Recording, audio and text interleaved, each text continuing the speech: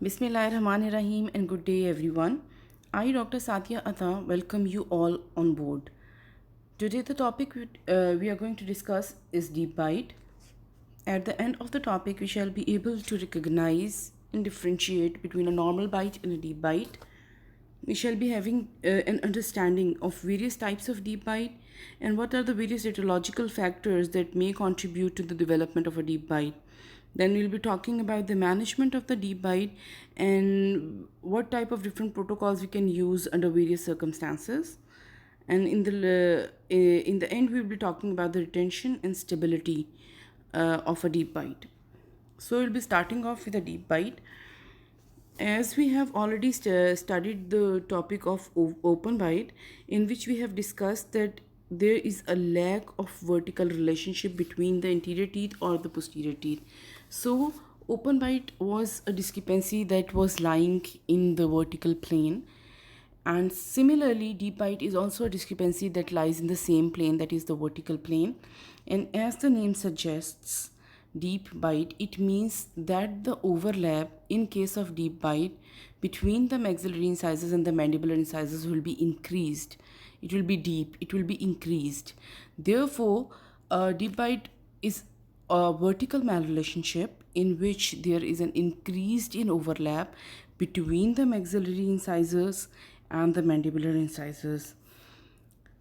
Deep bite, it is perhaps one of the most common malocclusions that are present and the most difficult malocclusion to treat and manage.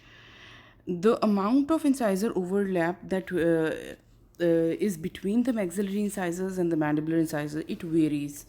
It is particularly because there are significant differences between the crown lengths and crown heights of different individuals. Therefore, it was suggested that it must be described in terms of a percentage in order to be more sure about it. Therefore, another definition, which is more descriptive and useful, is a definition that defines deep bite in terms of percentage, and it says that the amount and the percentage of overlap of the lower incisors by the upper incisors, it is a deep bite. Therefore, the amount in percentage that upper incisors are overlapping the lower incisors, it comes in the category of deep bite. Usually, the overbite that is present in a normal dentition is 1 to 2 millimeters, which rounds about 5 to 25% of the lower incisor crown. It means that around 5 to 25% of the lower incisor crown is overlapped by the upper incisor crown. Therefore, if the overlap is between 5 to 25%, it is considered normal. However, according to Nanda, a range of 25 to 40% without associated functional problem during various movements of the temporomandibular joint, it may be considered normal as well. Therefore, the routine practice, 5 to 25% of the overlap of the upper incisor of the lower incisor by the upper incisor is considered normal. As we can see here in these pictures, means this yellow band, this yellow band which is showing the overlap of the lower incisor, that is 5 to 25% of the overlap of the lower incisor by the upper incisor, that accounts for around 1 to 2 millimeters. It is considered normal. But according to Nanda, it says that if there are no functional problems which are associated, then we may up to 40% may be considered normal. This dark yellow band may be considered normal, but beyond that limit, beyond 40% coverage of the beyond 40% of the coverage of the lower incisor by the upper incisor, then it comes under the category of deep bite. Now we'll be classifying the deep bite. Deep bite is classified as, we'll be talking about the deep bite itself, and then we'll be talking about the cover bite or complete bite, and then the traumatic bite. As I have mentioned earlier, this lack of vertical overlap, because we are discussing the vertical plane, so this lack of vertical overlap, it is known as open bite. And in normal routine, 1 to 2 millimeter of the lower incisor, it is covered by the upper incisor, so we can see most of the lower incisors in a normal occlusion. So this normal vertical overlap between the upper and the lower incisors, that is around 1 to 2 millimeters or 5 to 25% if we are talking in terms of percentage, it comes under the category of overbite. But more than that coverage is a deep bite. Here we can see again that the lower incisors are covered by the upper incisors by more than 25%. So we can see the lower incisors, but they are overly covered by the upper incisors. This is known as a deep bite. Therefore, the increase of overbite, that is more than 2% coverage of the lower incisors, it comes under the category of deep bite. So then how can we differentiate between a deep bite and a cover bite? If whole of the lower incisors are covered by the upper incisors so that we cannot see the lower incisors, means they are completely covered by the upper incisors, it is known as a cover bite. It is a severe expression of overbite or a deep bite. It is a severe expression, means when the lower incisors are completely covered by the upper incisors.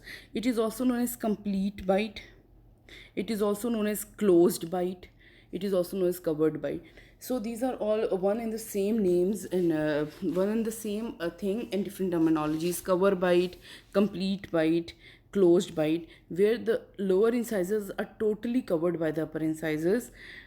And usually it is seen in cases of class 2 division 2, which we will be discussing in our future lectures, inshallah. In cases of class 2 div 2, what we can see is normally the retroclination of the upper incisors. So normally in cases of class 2 div 2, we see a cover bite or a complete bite. Now talking about what is a traumatic bite.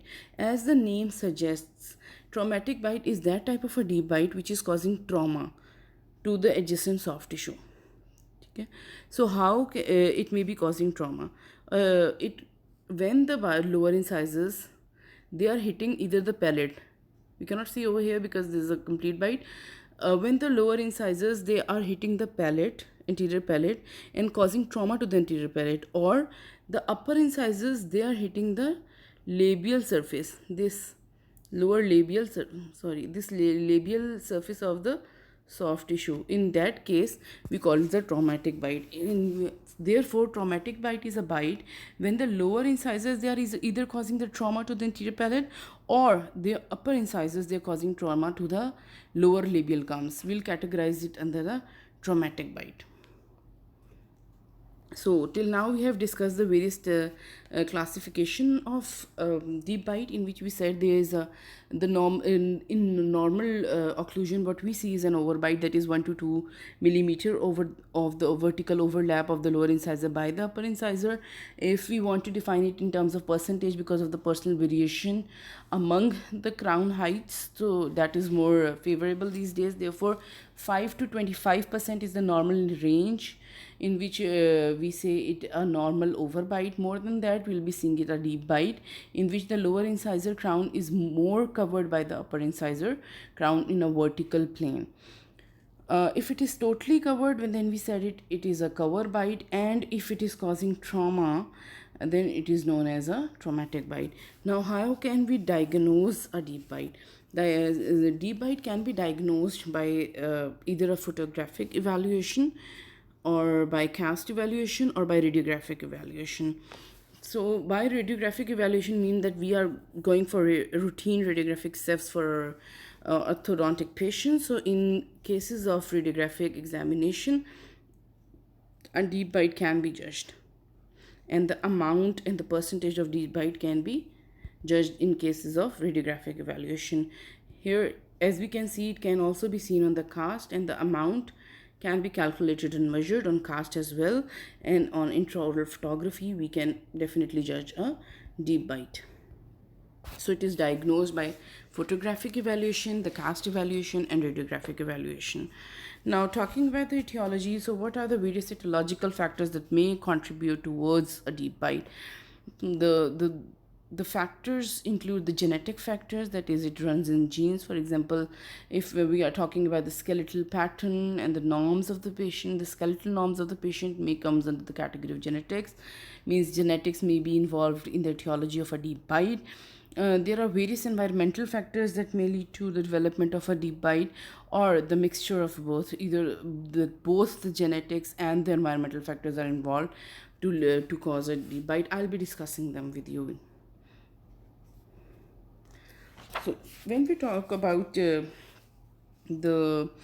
environmental factors, the deep bite that are primarily they are caused by the environmental factors, they are also known as acquired deep bites, in which the major determinant factor is the environment or environmental factor. As we all know that there is a dynamic equilibrium that exists between the structures that are present around the teeth, which includes our tongue, lips, cheeks, and the occlusal forces that are also present inside the mouth, which assist in the development of a balanced occlusal table and unbalanced occlusion. Therefore, any disruption in those environmental factors may lead to a development of a malocclusion, and those factors that are involved in the development of a deep bite may include lateral tongue thrust. So what happen in cases of lateral tongue thrust is it may cause a infraocclusion of the molars, and when there will be infraocclusion of the molars, there will be overclosure of the anterior bite. Therefore, an anterior deep bite will establish. Or another factor that may cause a deep bite is the wearing away or the abrasion of the occlusal surfaces, particularly of the posterior teeth. What will happen similarly, there will be an overclosure of the anterior bite that leads towards a deep bite, and it is one of the most common feature of aging. Now talking about the anterior tipping, for example, if the teeth, as we have already discussed in cases of overbite and the correction of open bite, that mesialization of the teeth, of the posterior teeth, if we move them mesial, what happens is the bite closes. Therefore, that is one of the treatment modality in cases of open bite. But for example, if there is early loss of any deciduous or a permanent tooth and the posterior teeth they are mesialized forward or moved forward, what will happen is the overclosure of the bite, and therefore mesialization or anti-tipping of the posterior teeth in a mesial or forward direction will cause the closure of the anterior bite, hence leading to a deep bite. Or prolonged thumb sucking habit. So how can prolonged thumb sucking cause a deep bite? What happens is usually there's a feature of thumb sucking in which there is lingual tipping of the lower incisors. So whenever there is lingual tipping of the lower incisors and supra-eruption of the incisors, it may cause the deep bite. So these are the various environmental factors that may also cause additional or environmental or additional factors that are acquired factors which are causing the deep bite. So based upon the various environmental genetic factors or the combination, what what are the various types of dental deep bites that can be seen? So in basically depending upon the factors, that which factors are predominantly involved, we are having dental deep bites, we are having skeletal deep bites, and we are having composite deep bites. By dental deep bite, we mean that basically dentition is involved in the creation of a deep bite. It is the dentition which is problematic. It is the dentition which is basically leading to a deep bite. But when we talk about the skeletal deep bite, we mean that the skeleton means the maxilla and mandible, and the growth pattern and the growth favorability or unfavorability of the maxilla and the mandible, it is leading towards a deep bite. So in cases of dental deep bite, as the name suggests, only the dental structures are involved in the deep bite, whereas in cases of skeletal deep bite, the maxilla mandible itself, they are involved. Hence, dental deep bites, they are considered the simple type of deep bites, but in cases of skeletal deep bites, they are more complex and they come under the category of complex deep bites. And there are cases when both the skeletal and the dental factors, both of them are involved in a deep bite. So here, as we can see, that there is a deep bite. the upper incisors, they are overlapping the lower incisors, and probably it is because of the dental factors only that either these incisors are supra-erupted or lower incisors supra-erupted. But when we talk about the skeletal deep bite, then we mean that the face is at problem, the growth is at problem, and the overall skeletal in the jaws are involved. In cases of skeletal open bite, the pattern of growth is horizontal instead of vertical. When we talked about the open bite, we said that there is a vertical tendency of growth of the jaws. But when we talk about the skeletal deep bites, it is just opposite to the skeletal open bites. In cases of skeletal deep bites, the pattern of growth is majorly horizontal. That leads to a short face, a more horizontal growth pattern leading to a short face, a decreased lower facial third, and a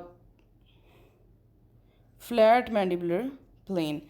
So here in this in this picture we can see that the patient is having a short face, a flat mandibular plane angle, a decreased lower third of the face, and a forward and upward rotation of the mandible. Therefore, the skeletal pattern of growth is more horizontal in cases of deep bite as compared to a normal individual. Now I'll be classifying and going into the details of the dental and the skeletal deep bites. When we talk about the dental deep bite, it can be because of three reasons. It can either be because of the supra-eruption of the incisors. Now, by supra-eruption of the incisors, I mean either the upper incisors can be supra-erupted or the lower incisors can be supra-erupted. Both of them can cause the anterior deep bite, or it may be because of the infra-eruption of the molars. So either the maxillary molars may be infra-erupted or the mandibular molars may be infra-erupted. So if the molars are infra-erupted, they lead to the anterior overclosure. Therefore, then the causes of dental deep bite are either the infra-occlusion of the molars, can be maxillary molars or the mandibular molars, or the supra-occlusion of the incisors, that can maybe either the upper incisors or the lower incisors, or it may be involving both factors, which means that that the molars are infra-occluded and also the incisors are supra-erupted. Now, when we talk about the skeletal deep bite, as I mentioned earlier, here the skeletal pattern of growth is majorly horizontal as compared to the normal individual. So, what we see in cases of skeletal deep bite is a short face, which is also known as brachyfacial appearance. We can see a decreased lower third of the face. This is the lower third. We can see a decreased lower third of the face, a very flat mandibular plane angle, a very prominent developed and well developed chin. Sorry, this is the chin. Prominent and well developed chin. These are all the factors that can be seen in cases of skeletal deep bite, and we will be observing a decreased lower anterior facial height or an increase in posterior facial height. It means that this height may be decreased, this facial height may be decreased, and this posterior facial height may be increased, and a very prominent gonial angle, as we can see here in the pictures. So in cases of skeletal deep bite, we'll be talking more about the skeletal component, in which we may be observing a decrease in lower anterior facial height, an increase in the posterior facial height, a flat mandibular plane angle, a very well developed gonial angle, and very well developed symphysis. In the cases of skeletal deep bite, the rotation of mandible is upward and forward. So till now we have discussed the various classification of deep bite and the etiological factors that may cause the deep bite. So among the etiological factors, we discussed that there are some genetic factors and some environmental factors, or both of the factors may be involved, which may lead to either a skeletal or a dental deep bite. In cases of skeletal deep bite, we talked about that the skeleton is at fault, that is, maxilla mandible itself is at fault. Whereas when we talked about the dental deep bites, we said that the dentition is causing the problem of this malocclusion. Now, if we talk about the malocclusion that are inherently present in the jaws, for example, class 1 malocclusions, class 2 and 3 malocclusions, that are the problem that are lying within the maxilla and the mandible. So as in cases of class 1 malocclusion, there the jaws are not at fault, it's just the dentition. In cases of class 1 malocclusion, dental factors are causing the deep bite. There may be skeletal factors which may be involved, but usually class 1 malocclusions mainly controlled by the dental factors, whereas class 2 and 3 malocclusions, because there is skeletal disharmony and skeletal morphology is dominating in these malocclusions, normally they are more dominated by the skeletal features in cases of class 2 and class 3. Therefore, in cases of class 1 malocclusions, usually you will be seeing the dental deep bites. They may be skeletal deep bite, but usually dental deep bites are predominant. Whereas in cases of class 2 and class 3, usually the skeletal deep bites are predominant. And as I have mentioned earlier, that the skeletal deep bites are more difficult to treat. They are more difficult to retain as compared to the dental deep bites. Therefore, maintaining and correcting class 2 and class 3 deep bites are more difficult as compared to maintaining and retaining the class 1 deep bites. Now I'll be discussing the clinical features of dental deep bites and skeletal deep bites. When we talk about the dental deep bites, we'll be talking about the dentition majorly. In cases of dental deep bites, what we see is an overlap of more than 2 millimeters between the upper and the lower incisors. That is a classical feature of a deep bite. And then we'll be talking about the curve of Spee. So, in cases of dental deep bites, what we can see is either the supra-eruption of the lower incisor or the supra-eruption of the upper incisor, or the infra-eruption of the molar. So what we can see is either the supra-eruption of the incisors or the infra-eruption of the molars. And what we can see here is, in cases of dental deep bites, is an attenuated or exaggerated curve of Spee, increased curve of Spee. That may be because of infra-occlusion of the molar, or maybe because of the supra-eruption of the incisor. Therefore, in cases of dental deep bites, we may observe an attenuated or increased curve of Spee. What else can we see in cases of dental deep bites? We may see a trauma to the anterior palate. Here you can see that the lower incisors, they are coming in contact over here to the anterior palate, which is causing a redness and soreness in the anterior palate, which is a traumatic bite definitely. So in cases of dental deep bites and traumatic bites, you may be observing a trauma to the anterior palate or to the labial segment in cases when the upper incisors are irritating the lower labial segment. And in cases of dental deep bites, the cephalometric evaluation, the CEPH, the radiograph, it will reveal a normal finding for the vertical pattern, which means it will be showing a normal vertical angle, not a low vertical angle. Means the maxilla and mandible will be lying in norms in cases of dental deep bite. Normal vertical analysis within the normal ranges will be seen in cases of dental deep bite. But when we'll be talking about the skeletal deep bite, here it is also known as a short face syndrome. The face of the patient will be brachyfacial. The facial appearance is short face, small face, brachyfacial. Here you can see this third is decreased, particularly the lower third.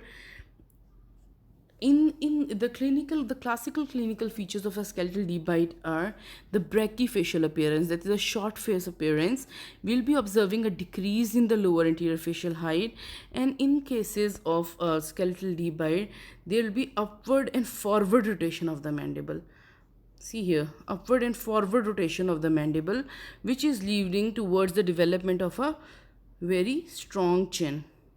A very strong chin button is seen in cases of skeletal deep bites, and a deep labiomental sulcus. This is a deep labiomental sulcus. Now, the labiomental sulcus is deep particularly because of the upward and forward rotation of the mandible and a strongly developed chin. Therefore, in cases of skeletal deep bite, a brachyfacial appearance, means a short face appearance, is seen, and decrease in the lower facial height can be seen. Forward and upward rotation of the mandible is observed, whereas a flat mandibular plane angle is seen in a deep labiomental sulcus. Here we can also observe that in the short face, there are very well developed masseter muscles and a very well established gonial angle.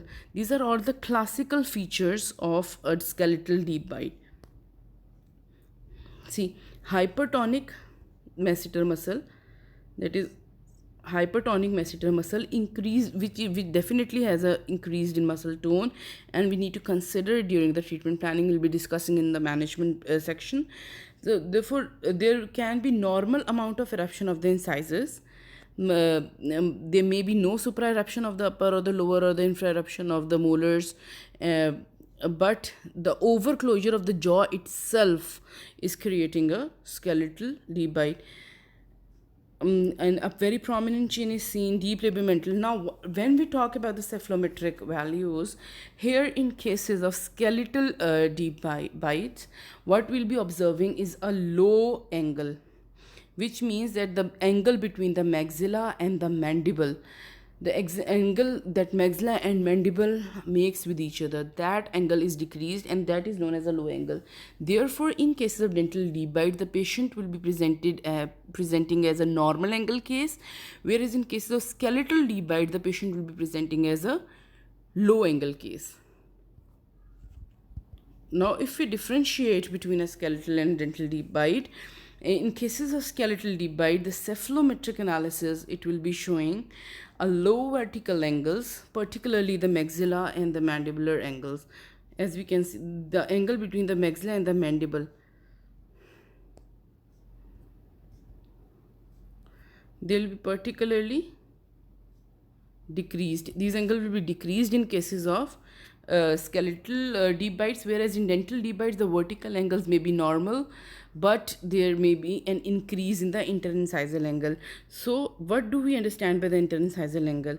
That this angle that the incisors are making with each other may be increased. That is showing that either the upper incisors are retroclined or the lower incisors are uprighted in order to create a more amount of or more intensified deep bite. In cases of skeletal deep bites, the MMA, that is the maxillomandibular plane angle, will be decreased. In case of dental deep bite, it may be normal. But in cases of dental deep bites, what you may observe is an increased interincisal angle, which may show the uprightening of the incisors, that is leading towards a more deepened bite. So as the incisors themselves are involved, teeth themselves are involved, it will be coming in the category of a dental deep bite. So till now we have discussed the various types of a deep bite, what a deep bite basically is, the vertical malrelationship, and then we talked about the complete bite, in which we said that the completely lower incisors will be covered by the upper incisors. Then we talked about the traumatic bite, in which we said that there will be trauma to the soft tissue, to the adjacent soft tissue. It may be the palate, it may be the labial surface of the lower incisors. And then we talked about the etiology and the various etiological factors on the grounds of which we classified them as dental and skeletal. In cases of dental, we said that the dentition itself is involved either by supraeruption of or the infraeruption or the composite action of both, which is leading towards a deep bite. And in cases of skeletal deep bite, we talked about the skeleton, in which the maxilla, mandible, it basically and the growth pattern of the mandible is involved for the skeletal component of the malocclusion. In cases of skeletal deep bites, we said normally the growth pattern of the mandible is upward and forward, that is anti-clockwise, which is leading towards the development of a low anterior facial height, a very strong chin, a deep labiomental sulcus, and a flat mandibular plane angle. On the cephalogram, we can differentiate between the two on the basis of a maxillomandibular angle and the interincisal angle. This is all for today. We'll be discussing the treatment and management now onwards, inshallah. So stay home, stay safe. Allah Hafiz.